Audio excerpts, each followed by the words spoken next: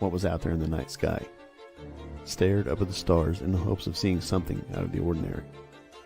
Have you heard unexplainable noises coming from a vacant room, or watched a shadow cross the wall in front of you? Have you asked yourself if there is life after this one, or if you had life before? What about strange creatures that are mythical and elusive? Have you experienced deja vu or felt a prompting to leave because you felt you were in danger? If you have, you were on the fringe.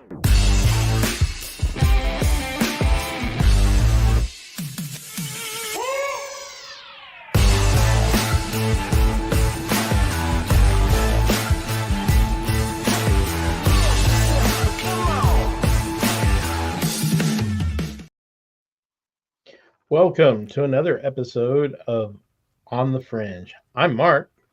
I'm Pam. And I'm Jess. The Three Musketeers are back. Woo! So we've got an interesting show tonight. We're going to talk about Aokigahara Forest in Japan, which is known as Japan Suicide Forest.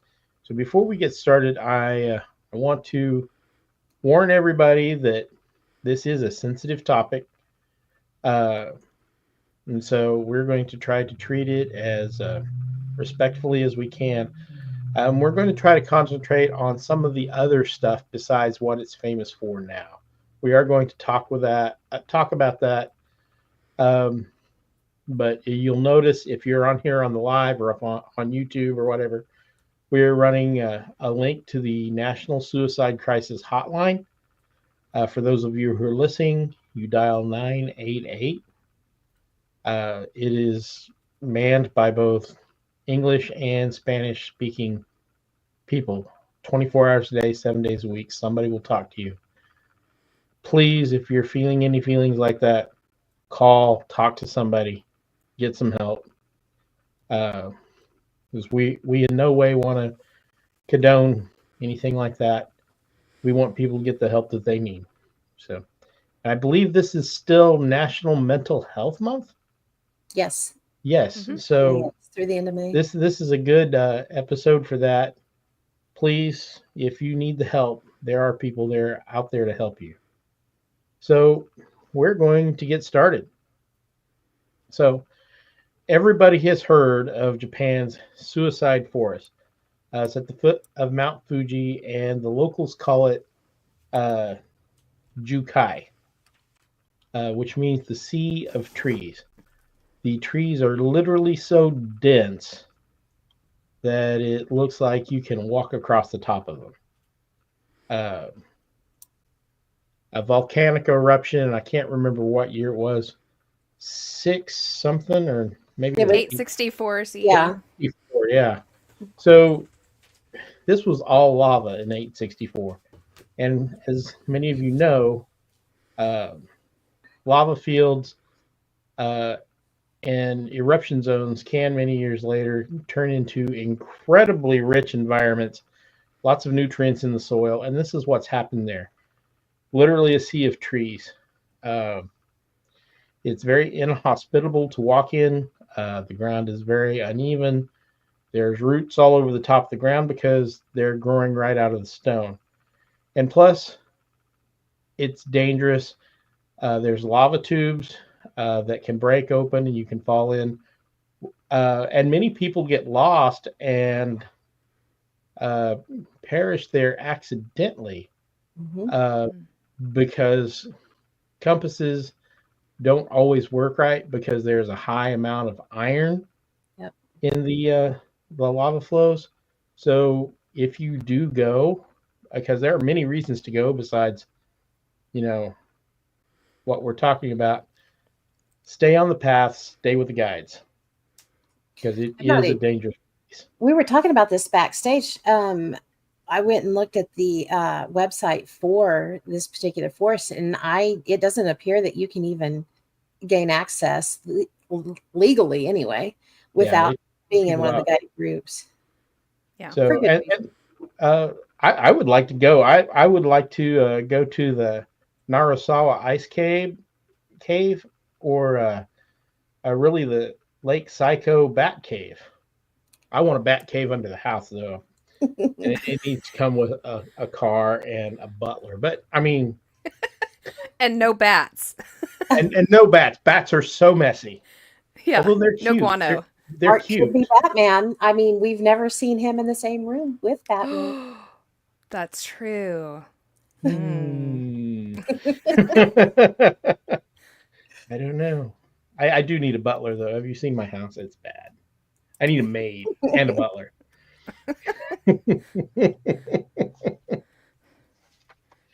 So let me get my notes out here. Look, I actually have notes, so I'm still trying to turn over that new leaf, and That's be impressive. proactive.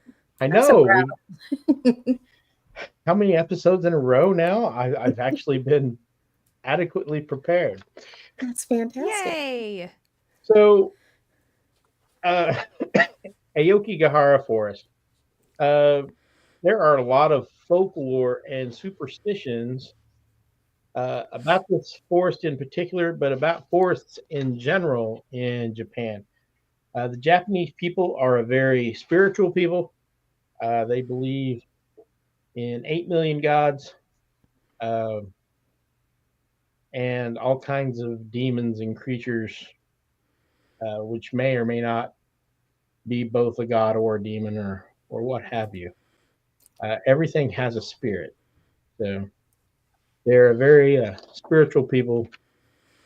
So they have a lot of beliefs. And so there are stories, especially in Aokigahara, about Yurei, or the ghosts of the dead. And a lot of this goes back to the 1800s when there's a myth about Ubasute, and it's the act of literally abandoning the old lady. So when times were hard and they were having trouble feeding their families, it would sometimes happen, and thankfully not often, but oftener than I would like to think. They would lure or take their sick or elderly family members and abandon them in the forest for them to die with dignity. I don't know how much dignity that was. I find it excessively cruel, but I mean Yeah. that was, and I'm sure that everybody does. But this is supposedly where a lot of these ghostly spirits, angry spirits, come from this When you put practice. Mima out there in the forest to die, I wouldn't be surprised if she comes back to haunt you. I would be a little angry myself. For So sure. Ungrateful brats. that is the main things they talk about. But then they talk about all of the other things that you might find in a Japanese forest. There are tengu, which are part human, part bird. They often have red faces or a long nose or beak. Kodama. I'm actually pronouncing these pretty well. I actually had some Japanese lessons, so I'm not going to butcher these quite as bad as normally. So, sorry for those of you whose languages I have abused, and I will continue to abuse because I can't hardly speak English. Right. So the Kodama are spirit beings like small ghosts or entities. Yamabiko, they're a small elusive mountain spirit or yokai. Jorogumo, which is a spider that can shapeshift into a beautiful woman and lure you into her web. Ooh. I know, that's scary. This one I'm going to butcher because it's very long. Moku Mokurin, which actually I think I might have pronounced right. I just can't string it all together. They're eyes appearing in torn soji paper with the sliding doors that's made out of the real thin paper. Mm-hmm. Mm-hmm. They're just eyes that stare at you. Yeah. Tanuki, these are actually kind of cute looking. I mean, I've seen the drawings of them. They're a raccoon dog with magical powers, often shown with comical or exaggerated appearance. They're kind of like a squirrel. Huh. You sure I that's would not go like in. a Pokemon or something? Well, I mean, a lot of these were based on some of these Japanese Oh, folklore, like that makes Kappa. sense. It The next does. one I've got is Kappa, which is a Oh. Pokemon. It's a turtle-like humanoid with a water-filled head dish and a beak-faced. Oni, which are large horned ogres with red or blue skin. So they have all sorts of things that, the in Japanese folklore that might be out there to get you. Shinboku, sacred trees believed to be the physical form or home of Akami, which is a Shinto deity. It's one of their 8 million gods. And then mountain kami, deities of the mountains and forests. So there's all sorts of things that Japanese folklore in general says might be in the forest. Well, if Well, there's a we're cute gonna- little raccoon dog thing out there, I'm going to die because I'm going to want to pet it. Yeah. I mean, the tanukis sound like they would make a great pet. I mean, I'm not going to lie. So Yeah, we're all if goners. you We find better not go one, anywhere near there. if you find one, I would really like to know. Is it just me, or do like all like Asian type related names of things like super cute sounding? Like They nothing are. sounds scary. Some of them sound. I mean, They are.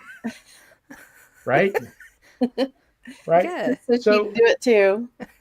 When you look at the background of their folklore, and then you go to this forest, what you see is a very dark, dungeony looking place. The canopy is so thick, very little light hits the ground. The ground is hard to navigate. The trees are bent and twisted in sometimes bizarre shapes. And it's incredibly quiet because the volcanic soil there absorbs the sound, and the trees even are so thick even the wind can't get down to the ground, so you don't hear the wind. And then Jess was telling us that the volcanic gases the that come out of volcano. Fuji Yeah. runs off all the birds, so it's super quiet and eerie. So it's like this It's setting place up like is the perfect place the- to get creeped the heck out. perfect creep zone. Yeah. And so then when you add all this folklore to it, it looks like the perfect place to run into these things. Mm-hmm. So I can see where the scary feeling, but most of the problems that they're having, I believe, comes from 2 books that were published in Japan, one in the 60s and one shortly after. Let me see if I can find the name of the one. The other one is The Complete Guide to Suicide. Yeah. Which is often found on the victims of their Yeah. of the forest. Because unfortunately, that book named that actual forest as a Yes, perfect place as to the go perfect do place. this. Yeah. Why would you do that? Crazy. And why would you allow it to stay in print? I mean, Yeah. I'm not a book banner by any means. But that one would And be it's not like it's an old book. It was printed in 1993. So it's not Yeah. like it's from, the early I would 1800s or really, if I was serious about fixing things, I would do my best to make sure that book just ceased to exist. Yeah. yes. I mean- would almost claim to say that the person who wrote that book, and then the people who published it, and the people who distributed it, and the stores that sold it should all be held accountable for murder. I'm just saying. Really. I think it's actually kind of an underground print thing. I don't think it can be printed anymore.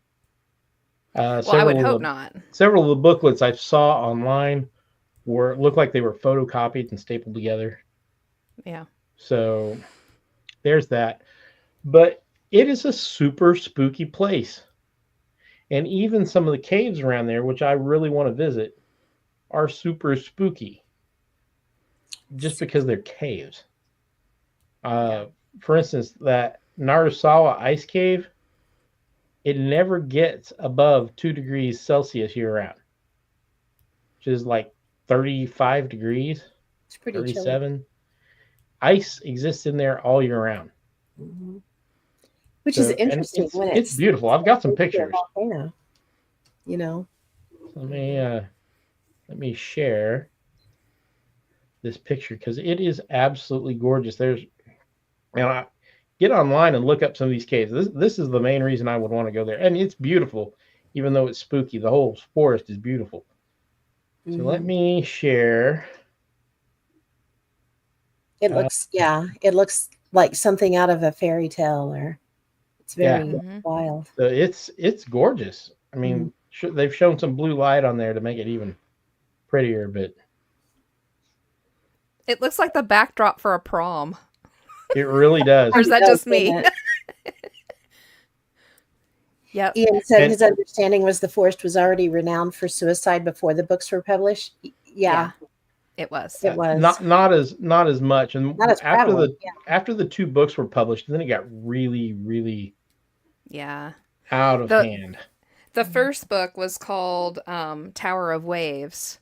And Yes. it was a fictional story, but in it, the main character, the girl, ends up walking into the forest to do exactly that, to take her own life. And it was kind of an epic type of story that people just kind of wanted to follow along with.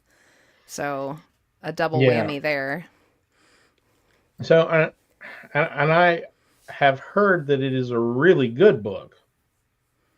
If you read Japanese literature, I don't know. My idea of Japanese literature is my manga collection. Yes, I have one. Hey, nothing And this wrong does not surprise anybody who listens to the show. No. We would be shocked if you didn't have a collection. Yeah, well, it's all digital because I'm cheap, but still, I do have a collection. Nothing wrong with that. You know what I thought was interesting was I knew that there was a couple of movies that had been made, but I didn't realize until I was looking through some stuff today that there was one made in 2021 as well, and it's called The Suicide Forest Village, and it's by the Mhm. people that made The Grudge, the same makers of it. Well, yeah, and it actually appears in a lot of manga and anime. It is so very famous for that. And you know that place has got to be haunted. Yeah, the listing of It looks haunting haunted. aspects is huge. Like when we get into that, there's like a list a mile long of things that supposedly happened. And I scrounged, I was trying to find some like personal stories of people who have gone in to kind of see if, I could glean anything from those. And there's not a lot because it's not local to us, so we're not going to find a whole bunch on it in English. Mhm. Right. I did, however, find one paranormal group who went in there quite a few years ago, but they listed their entire story online and kind of what happened. It was super interesting. Yeah, I yeah. didn't Some see of the that. stuff that happened to them. Yeah. Huh. I feel like it would be a very interesting place to investigate. I'm not sure I would because I'm not sure how respectful that would be. Right. That's it. And I really wouldn't want to advertise it because I wouldn't want to encourage, Hmm. what's been going on. I really want to discourage what's been going on. Yeah. But I can't stop those people any more than I can go to California and stop people from jumping off the Golden Gate, which is, by the way, the #1 place in the world for suicides. Yep. And this one's only #2. So if that tells you how famous this one is, the Golden Gate's even more famous. But yeah, it would be an incredible place to investigate, but I would probably not publish anything from it just so I wouldn't encourage anything, Hmm. But with that, you want to tell us some of the stories you found? Be cool. Yeah, it'd be cool. Oh, yeah. So, well, let's go through like some of the stuff that happens there first, and then I'll hop in on their story because it validates a little bit of it, and not others. So I found, and you guys hop in too with anything that you heard out of my listing. So inside of there are cursed and ritual sites that were used for quite a long time. In fact, I found one personal story of I can't remember what they're called. It's equivalent to what up like a park ranger would be for something in the U.S. They have like park rangers for that area, and nature guides, I think, is as close as I could find yeah, them. Yeah. kinda.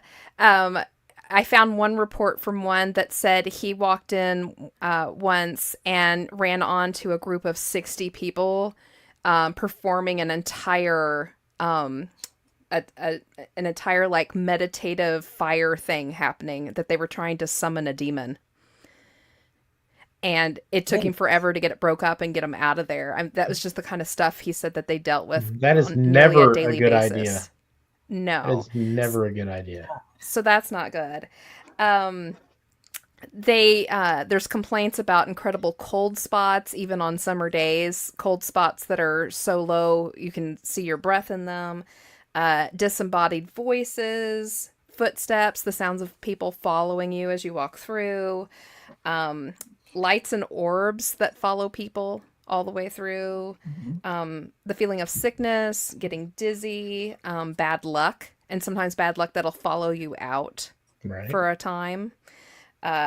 Of course, hauntings and paranormal activity that follows people home, and will actually last for months afterwards, which is a common occurrence with any kind of paranormal activity. If you stick with it for too long, it's going to take a trip with you. That would definitely be a place I would not take a stone or rock or stick or anything home from. Oh, no. And some of the spookier things that happen, the people who go through there searching the forest, it's so easy to get lost in. They trail plastic tape through the forest so they can follow it back, because even though they know the forest probably better than anyone, they get lost so bad because sometimes compasses work and sometimes they don't. And the GPS doesn't work too good because the trees blocking the signal. Yeah, the compasses don't work because all the iron ore that's in the ash, the lava flow. Now they say if you hold it at chest level, they generally work, but if you hold it any lower, it gets closer to the iron deposits, and it may or may not. Just enough to make it so you get truly unforgettably lost. But the creepy thing is a lot of these people have reported part of their tape being torn off and disappearing. So they get back part way and their tape's gone. Yeah, that's one of the things I have in here. They actually have a supposed demon that's in charge of that. He snips the tapes. Ooh. Yeah, he snips the ribbons. He's the ribbon snipper. And this is not a small place. It is 13.5 square miles. And nothing but trees. Exactly. And you'd think, as small as it is, which is still pretty big, that it wouldn't have such a, shouldn't have been able to develop such a huge reputation. But some of the smaller forests in the world have these huge reputations. One of the things that we're probably going to talk about at some point is the Hachubayu forest, which is very small, that has so much stuff that goes on in it. This one's the same. It's a bit bigger. Big enough they call it the Sea of Trees. But just so much goes on there. Besides, what it's known for. I thought it was interesting too. It's really only like 2 hours outside of Tokyo, which Tokyo is a huge city. So it's interesting. It's not very far.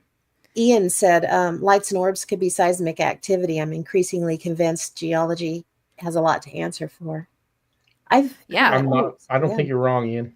Yeah. No, I don't think you're wrong either. It's like Mark says, magic and the paranormal and the supernatural is just science we haven't figured out yet. Yep.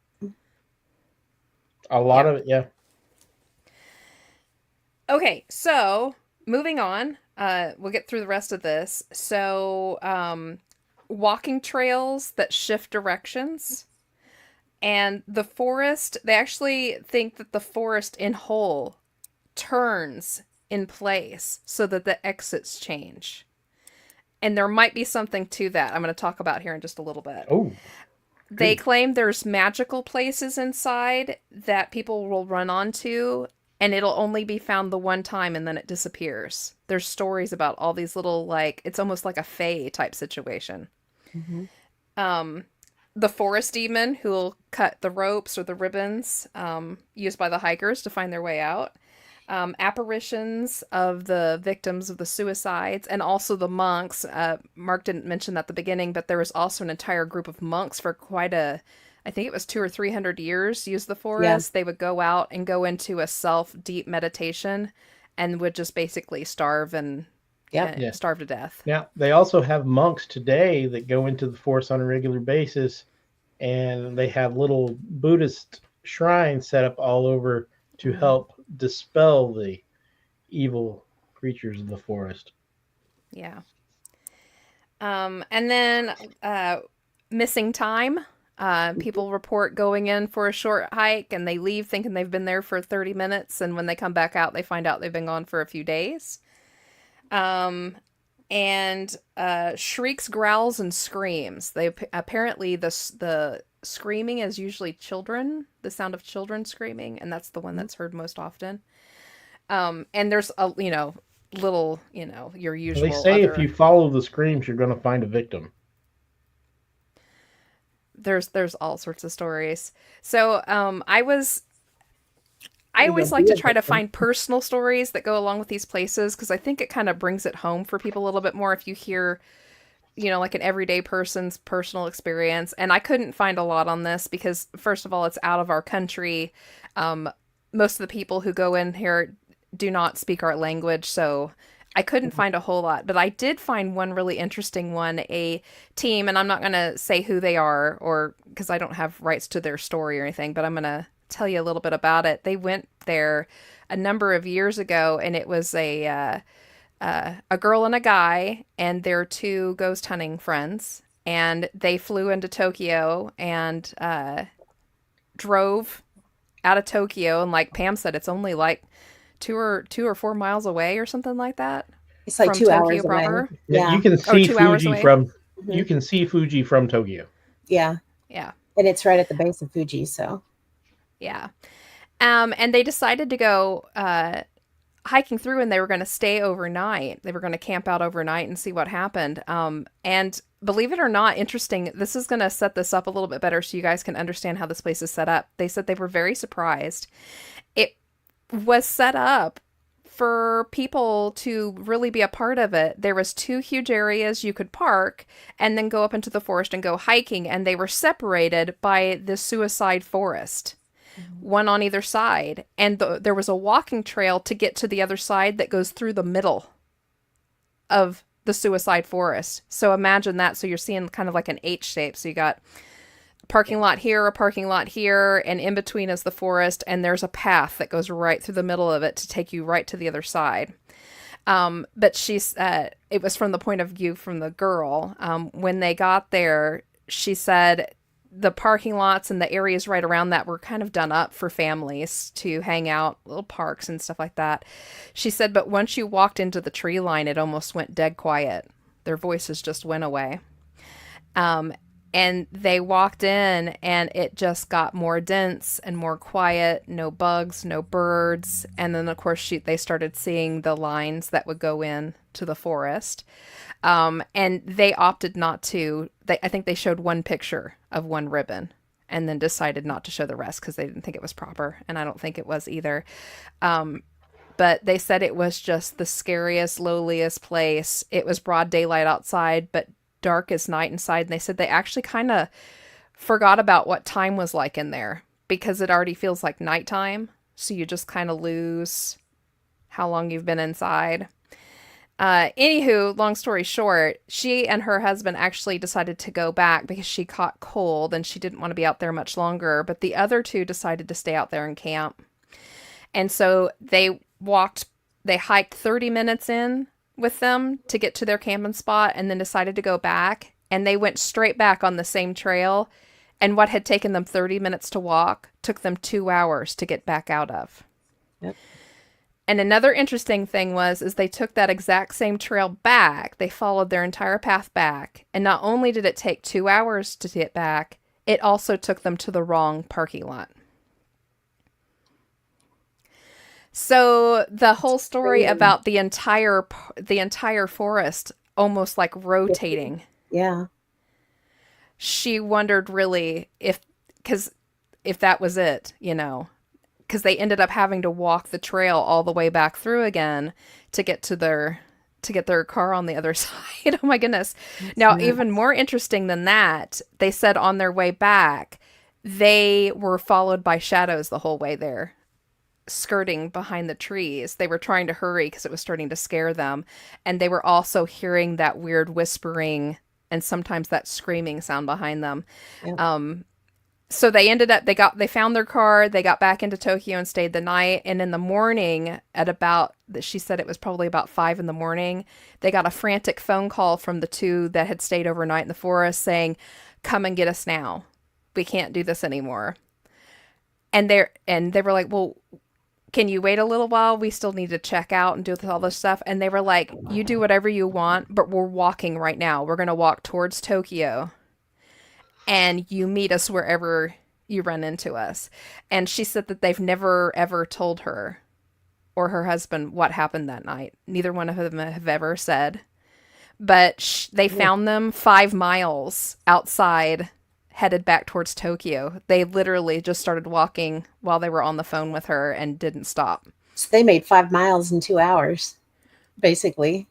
Yeah. Dang. They were like, "We're out of here." Mark, can you pull those pictures up so we can kind of show everybody a little bit what it'll give them an idea?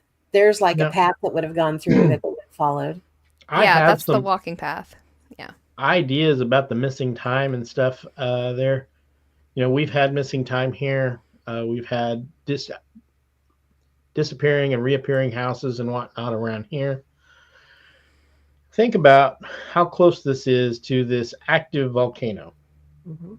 There is a high rate of conductive iron in the soil. And what would you want to bet that there aren't multiple ley lines through there? Oh, probably. Yeah. So I could probably look that up. Yeah. You could probably get time slips, dimensional slips, all kinds of weird stuff going on there. And it would be hard to tell from the normal creepiness that goes on there because the trees are so dense, it's so dark, it's so quiet. So yeah, I can totally see that. And they do not actually encourage camping there anymore. It's allowed, but they were going to discourage you as much as they can without actually telling you that you have to leave. Yeah. So you're going to be supervised the entire time. Yeah, it's not a place I would care to camp. No. Because the odds of getting lost in there are, even if you're an expert hiker, it's astronomical. You are probably going to get lost. Mm-hmm. And if you look wander at in circles where this path is, you can't see the end, And so I'm confident if you turned around and looked the other way, it would look just like this. So it's a very liminal feeling place as well, which pretty much opens it up to anything. Right. Being able to happen. And we've got, oh, come on. There. It's like it's not showing my thing. And there's one of the caves that are in there. I'm not sure which cave this is. There's a lot of unnamed caves there where there's collapsed lava tubes and stuff through there. Yes. And some places the crust is probably thin enough with the trees disturbing it where you could fall in and they would never find you. Mm-hmm. I could see that. I love this picture. I mean, this is how the entire ground is in there. It's all lava. I mean, I think it was 6 months that I couldn't even walk in there. No, I couldn't either. It was 6 months that the volcano erupted, and it completely smothered out villages and all kinds of things, and it left this ground, in this very bubbly look. And then you've got the trees on top of it, which the roots can't get down under that, so they're all across the top of the ground too. And then you've got like wild, brambles and stuff in there that go everywhere. It's very Right. cool looking. It is cool looking. And you brought up another point. There were, I'm sure, more than one or two villages in there that got Hmm. totally wiped out in 866, was it? Yeah, something like that. It was 1,000 years ago. So, Yeah. So uh, some of those mounds could be what's left over of villages, and that was not a good way to go. So mm-mm. there could be, actual spirits there from that. Yeah. Uh, and it would have helped build up the legends and stuff. Like I said, Mhm. Japan has a very rich uh, folklore history, uh, which I find utterly fascinating. Uh, but I think when you it's, get into a place like this, it just makes you think that anything could be around the corner. oh yeah, for sure. I mean, look at the shape that this one tree is in. Yeah, And the trees are like this all through there. yeah. Trying It's to just find some very sunlight because otherworldly. they're the canopy is so thick they can't. Hmm. They have to grow sideways to go up to get sunlight. These make me think of there's I can't remember what they're called, but there's trees that are bent intentionally by Native Americans that they would use to point towards water sources and things like that. And this is what it makes me think of because it's got that really sharp bend in it. Hmm. Well, maybe where they got the idea for bonsai. I don't know. Yeah, maybe. I don't know. I wish I knew more Japanese people. I could pick their brains about this. Hmm. And Um, I ran across on my notes here. We were talking about that there were monks that were there, and one of the traditions did say that they would meditate in the forest for 1,000 days, subsisting on nothing more than leaves and bark, and then they would go to be buried alive to continue meditating in an underground crypt. And the ultimate goal was to transform the body while still alive into a type of mummy.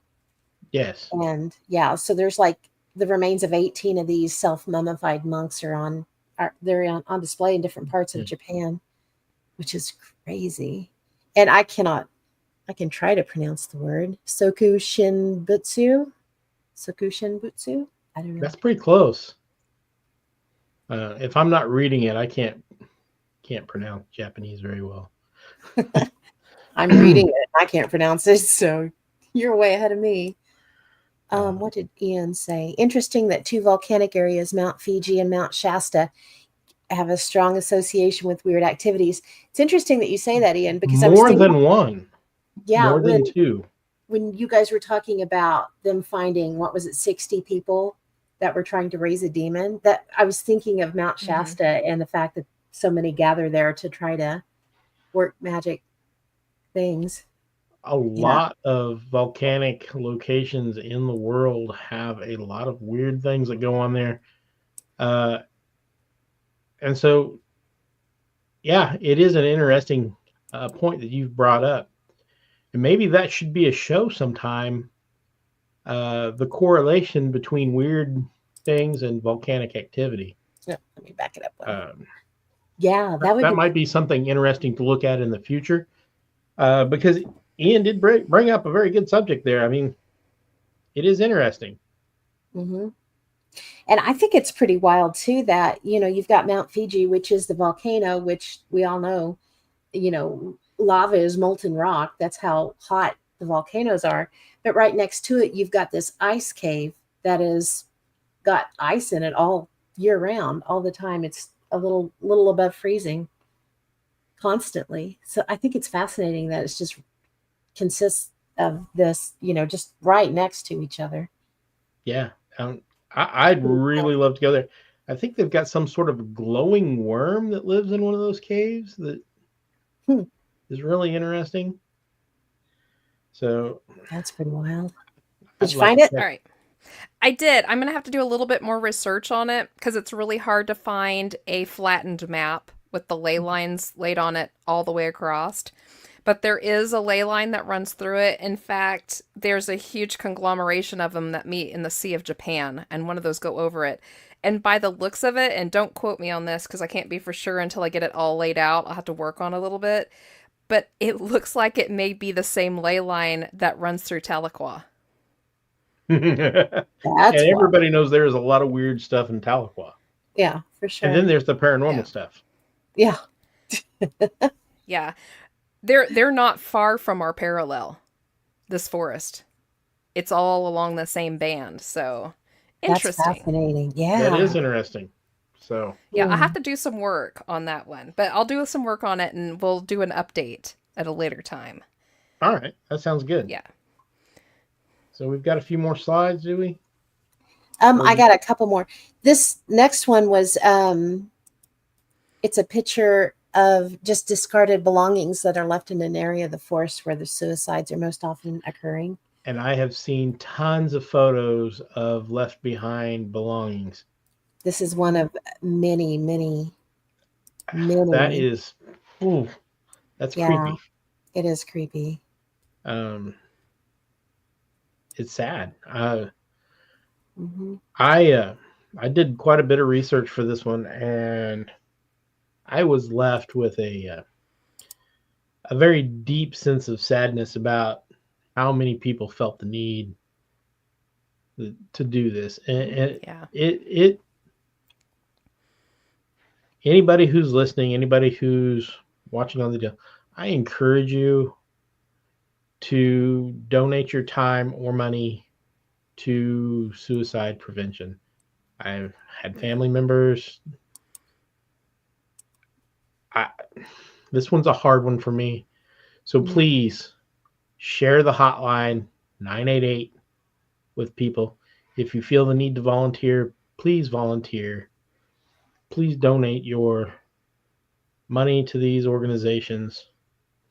And for goodness sakes, if you know somebody who needs someone to listen to them, please take the time to do that. Yeah. You know. So, And if you know of someone who you think might be in a bad way and are needing help, you can also call the National Suicide Crisis Hotline, and they can help you take the next steps to help them get the help that they need. absolutely. So, Because a lot of times people don't know what to do, so they do nothing. Yeah. Yeah. right. Mhm. Yeah. So that's why I'm leaving this ticker run for the whole show. Again, it's the National Suicide Crisis Hotline. Dial 988 anywhere in the United States, and you will get a hold of somebody 24 hours a day, 7 days a week. Yeah. So, and many of these people are doing this unpaid. I'm Mhm. sure they have some paid people doing it, but it's important. Please do that for me. Mhm. If you do get nothing else out of this show, please do that. But let's get back to the paranormal stuff, because Yeah, I was going to say, interestingly, this isn't the only forest that is known for this. They're all over the place. We have one near us called the Parallel Forest down in Oklahoma. yeah, And unfortunately, the nearby Indian tribe had a very high suicide rate inside the Parallel Forest for quite a long time. Mark mentioned it earlier. The Hoya Baciu that's in Romania has an extraordinarily high suicide rate inside of it. And we'll have to do a fringe on that sometime because the Hoya Baciu is utterly flipping fascinating. amazing. Yeah. That's really We wild. touched on it a little bit in Bordertown Strange on the Missing Time episode.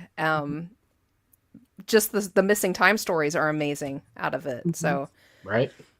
Yeah, it's pretty And- crazy. and- I wish there was more stuff on the web available for the missing time stories for the Jaru or Jukai. Sorry. Yeah, for this one. Because I've heard them. They've even mentioned them in, some of my manga and such. So it's I mean, a look weird at the place. area in It's these a weird place. pictures. You get just a little bit into those trees and look back, you're not going to see the path regardless.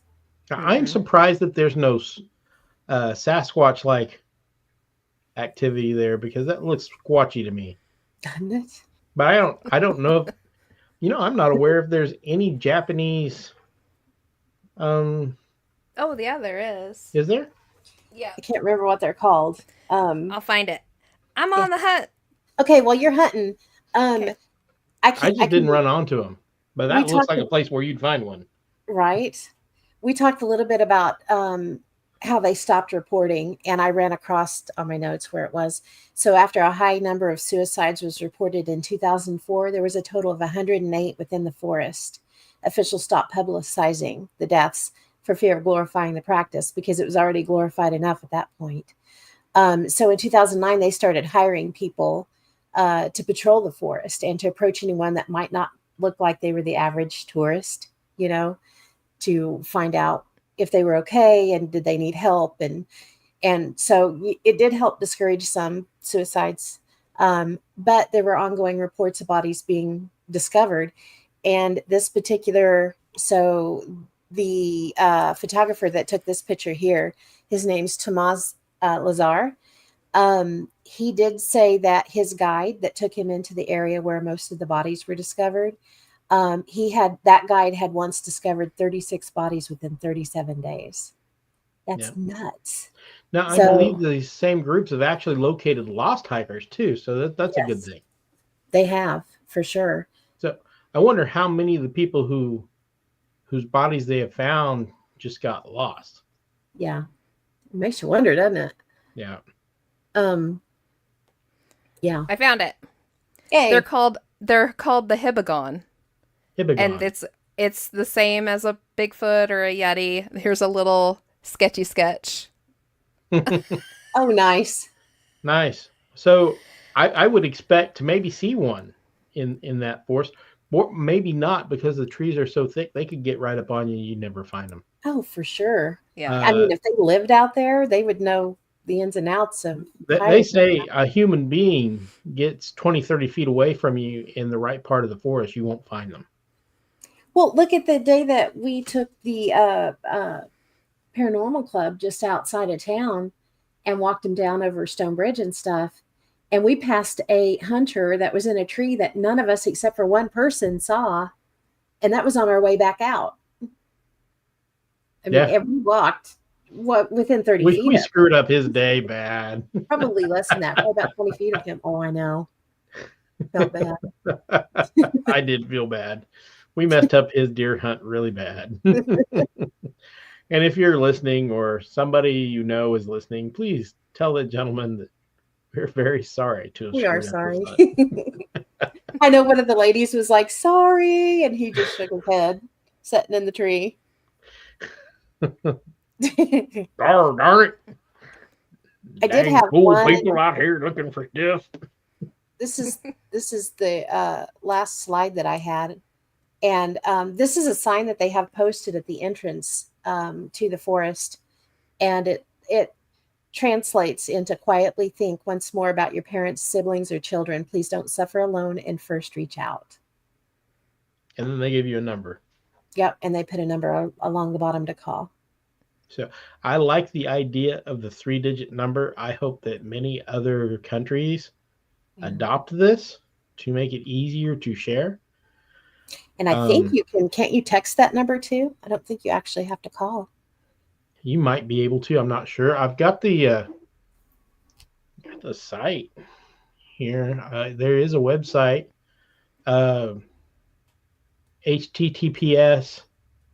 //988lifeline.org. So yeah, you can text it.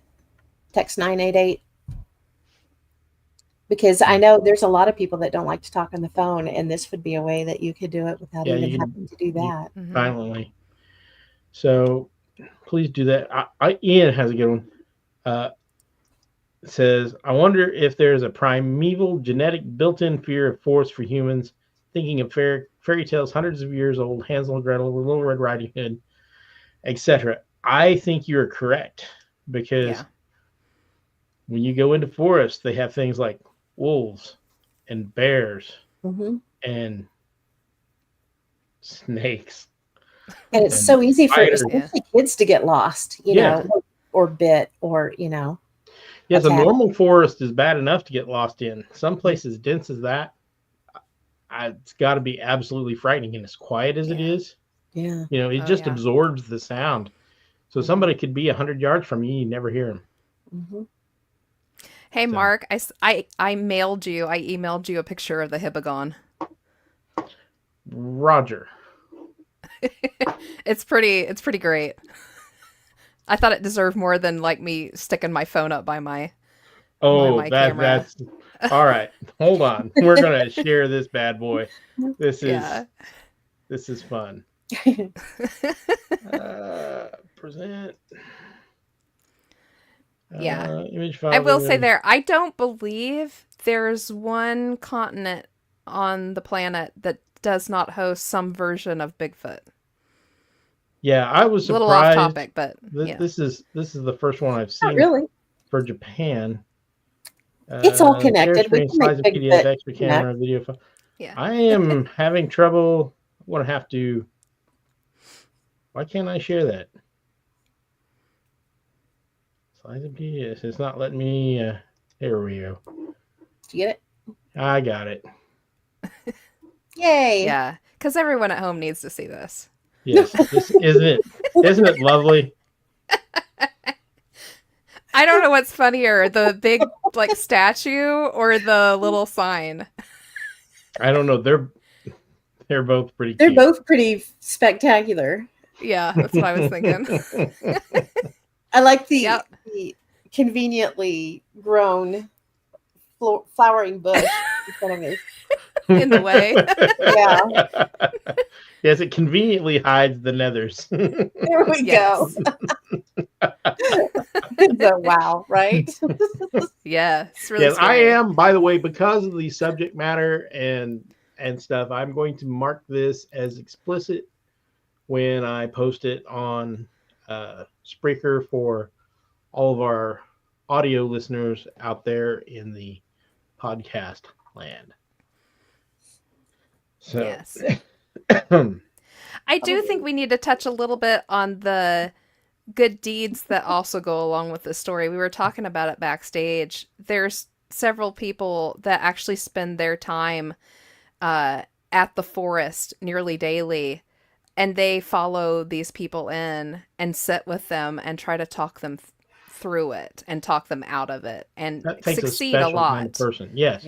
Yeah, it takes a very special kind of person to take that, because you're taking that onto yourself too. That's a lot of depression and other things. I wouldn't even know. I'm not going to say like I know what that's all about, but there are people that try to help. There's one guy that plays music pretty much Oh, all day, wow. every day. Yeah, out there trying to reach people through music. So That's Yeah. amazing. Mhm. a lot of bad stuff goes on there. And I can see why people have associated this with some of the darker folklore that exists there, because it's kind of a dark place, even before the Hauntingly beautiful, though. It is. It is something else. I can see why there's so much literature written on it prior to the tragedies that have happened there. Right. Yeah. Right. But it's also a very old society. You find that with those very old places. They just carry And they carry were a very lot of history with isolated. them. They were very, Yes. very isolated into, up into, the 1500s. Nobody could get, you weren't allowed in Japan Hmm. for the most part. There was only a couple ports where foreign ships were allowed to dock, and trade happened there, and then you left. Hmm. So, Yeah. which But contributes a lot to the fascinating variety of folklore that they have, and the creatures that they have in their folklore. yeah, I believe that they refer to it as 8 million gods. That's wild. You know, and they don't seem overly powerful, except over their little geographic region or what. And if there's 8 million of them in a country that small, all of them would have relatively small domains. Mhm. I don't pretend to understand, even though I am familiar with a lot of the stories, because I do enjoy reading light novels and manga and whatnot. And so a lot of my miseducation comes from there. And then as a guilty pleasure, I do enjoy watching Japanese television, especially the sillier ones. Even dubbed, they're freaking hilarious. So, What's it called? Crunchyroll. Crunchyroll. Yeah. Yes, I used to have the premium subscription to Crunchyroll. I don't have time for that anymore because I work on airplanes. But Understood. a lot of the Japanese dramas and stuff are really good. I wish they were in English because I think a lot of people would really enjoy them. Mm-hmm. But even subbed and dubbed, they're good. I can't remember what it's called. It's on Netflix, and it's set in, I believe it's set in Tokyo, and it's dubbed, but it's about just a little restaurant, pretty much, and the people that come in there all the time, and the chef tells the stories about him, and it's so good. I cannot think of the name of it. Yeah. I'm going to have to find it. It is a very rich culture. It is. So I do recommend people, if you're going to go there, please study the culture somewhat. They are very traditional people, even today. Mm-hmm. And try to learn enough of the language to be polite. The new translation software they've got is brilliant. So that's not a bad investment. So anyway, I don't have a lot more on the subject. Do you girls have much more? I actually have one more thing if you guys want to hear it. Perfect. Absolutely. You hit it. So I found one more story, but it's not in the forest. It's underneath the forest in one of the caves. Ooh. Oh. Because apparently the caves are just as haunted. And we discussed the caves a little bit earlier. And I don't know exactly which cave this happened in, but one cave's worse than the other. And in this particular cave, they hear a lot of whispering, which actually could probably be explained by air moving through the cave. I think that's the Cave of Winds. Maybe. Apparitions, shrieks, ghouls, and screams, the feelings of grief or despair. And the big one, apparently the tunnels move just like the forest does above.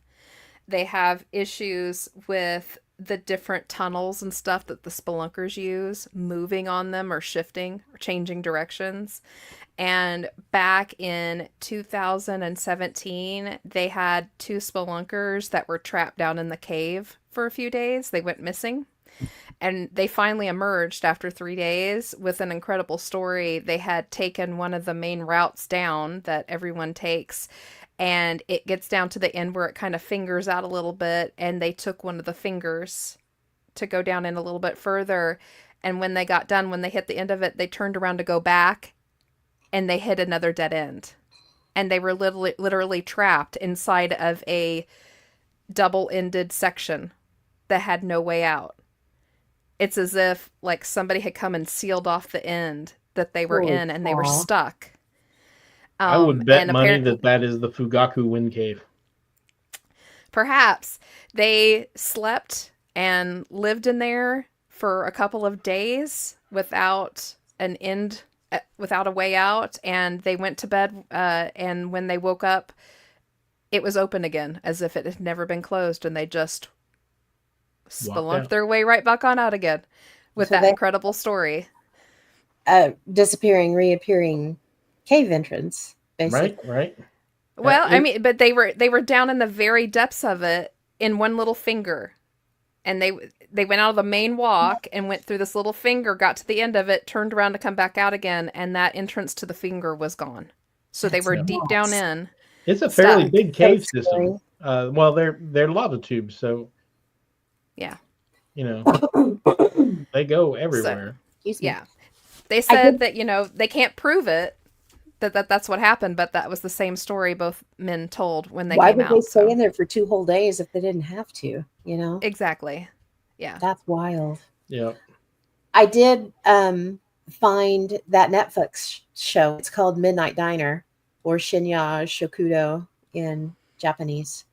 It's so good. It's just a little anthology of customer stories. But Mark, you would probably like it for sure. I think anybody would like it, but you like the culture too. Makes me think you would really like it. Yeah. But Midnight Diner, give it a watch. It's pretty good. All right.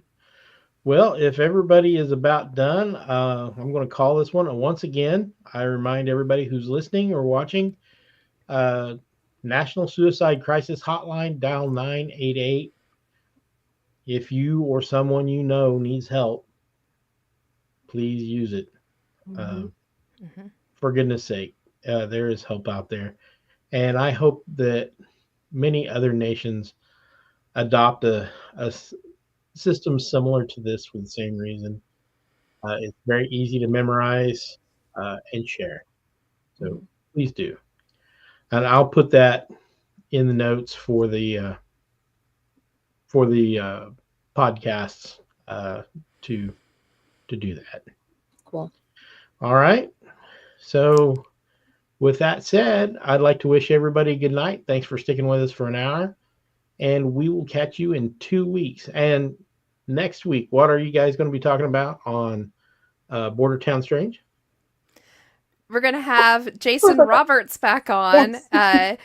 About a month and a half ago, we went over the book, The Agony Remains, with him. He was part of the crew that investigated the area that the book's based on. He had a little bit of stuff that he had to take care of, but he'll be back for part 2, and we're going to go over lots of photos and investigation stuff, and it should be fun. Awesome. Especially now that we have Can't this wait to hear about connection, a ley line through Tahlequah, because that's where this story takes place, is in Tahlequah. So right. Interesting. I'm looking forward to that. I hope all of you are too. With that, I'd like to wish everybody a good night and stay weird, my friends. And happy Memorial Day. Yes, it is for us Memorial in the Day US. At the time of this. So please have a good rest of your Memorial Day. Yep. Good night, all. Good night, everybody. Good night.